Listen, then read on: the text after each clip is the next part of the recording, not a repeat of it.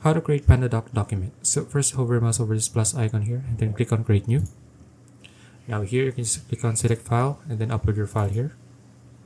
Now let's just wait for it to upload.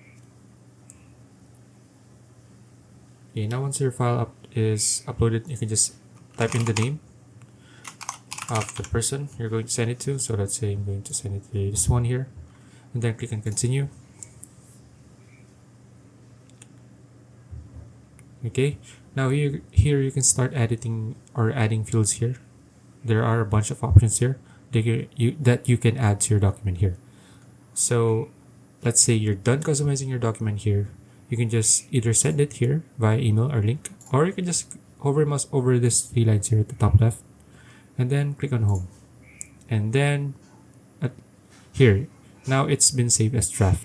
So that's how you create a document in PandaDoc. Okay, so that's it. If you found this video useful, please like and subscribe for videos like this. See you in the next one.